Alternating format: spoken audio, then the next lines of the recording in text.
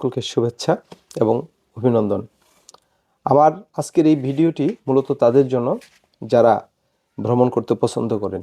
আমার এই ভ্রমণটা সম্ভব হয়েছিল আমারই এক ফ্রেন্ড, যিনি মূলত ট্রাভেলার, রাসেল ভাই, তার জন্য, যার বাড়ি জামালপুরে। তার সাথেই আমার এই সফরটি হয়েছিল। তো বন্ধুরা, আমাদের যাত্রাটি শুরু হয়েছিল হিমাচলের কুল ঘেঁষা শহর মানালি থেকে। উদ্দেশ্য একটাই, লেহ পৌঁছা। আপনারা জানেন লেহ হলো লাদাখের রাজধানী। তো বন্ধুরা, এই পাহাড়ি পথে যখন আপনি ভ্রমণ করবেন, এটা তো আসলে পাহাড় না, পুরোটাই হলো পর্বতমালা।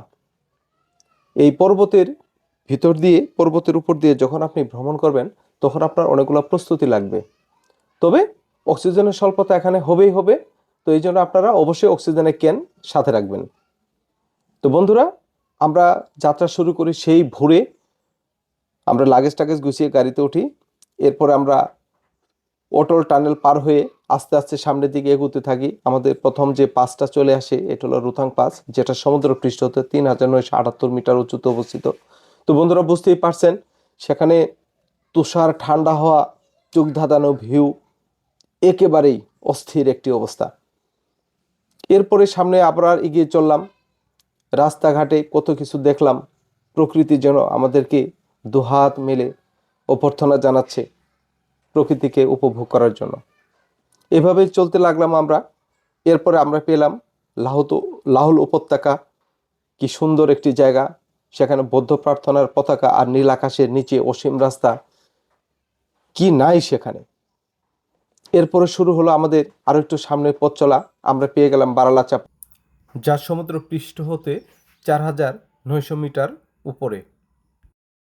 একবার ভাবুন কতটুকু উঁচু এই পাহাড়ি পথ। এরপরে প্রকৃতির রূপে অনেক সময় বিভিন্ন রূপ ধারণ করছে আমাদের এই পথটুকু। সর্বশেষ আমাদের যে কষ্টের যে জায়গাটা ছিল, সেটা হলো তাংলাংলা পাস। তো বন্ধুরা, আপনারা জানেন তাংলাংলা পাস সমুদ্র পৃষ্ঠ হতে 5328 মিটার উঁচু। তো বন্ধুরা, সেখানে অক্সিজেন একেবারে নাই বললেই চলে। এই জন্য আপনারা বিনা ব্যর্থতায় ওখানে যদি ভ্রমণ করতে চান, যেটা করতে হবে, lozenges, chips, oxygen can, Diamox tablet, শীতের পোশাক, এইসব সাথে রাখবেন।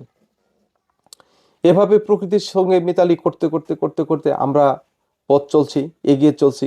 সবশেষে পৌঁছে গেলাম আমরা লাদাখের রাজধানী লেহ। আমরা যখন লাদাখের রাজধানী লেহতে পৌঁছি, তখন সূর্য অস্ত যায় অবস্থা। তো বন্ধুরা, যারা এই লেহতে ভ্রমণ করতে চাচ্ছেন, তারা অবশ্যই চেষ্টা করবেন শ্রীনগর থেকে আসার জন্য, মানালি থেকে অবশ্যই না। মানালি থেকে যদি লেহ যেতে চান, তাহলে অবশ্যই কষ্টটা বেশি হবে। তো বন্ধুরা, আমি আপনাদের বলবো, আপনারা যদি 4 জন বা 5 জন বন্ধু মিলে ভ্রমণ করতে চান, আমার অনুরোধ থাকবে মোটরসাইকেলে ভ্রমণ না করার। কারণ পাহাড়ি পথে যদি কোথাও কোনো সমস্যা হয়, রেস্কিউয়ের কোনো উপায় থাকবে না। এই ক্ষেত্রে আপনাদের জন্য ভালো হবে যদি আপনারা একটা রিজার্ভ কার নিয়ে যেতে পারেন। তা আমরাও একটা রিজার্ভ কার নিয়ে গেছিলাম। রাসেল ভাই আগে গাড়িটা ভাড়া করে রেখেছিল, যে গাড়ির ভাড়া পড়েছিল সম্ভবত 8000 রুপি। তো এটা হয়তো 2-1 বছর আগে, এখন হয়তো আরেকটু বাড়বে। তো বন্ধুরা, আপনারা ওখানে গেলে পরে সরকারের যে রুল আছে, আমরা যারা বাইরে থেকে ওই দেশে ঘুরতে যাব, আমরা সেই রুলগুলো অবশ্যই মেনটেন করব।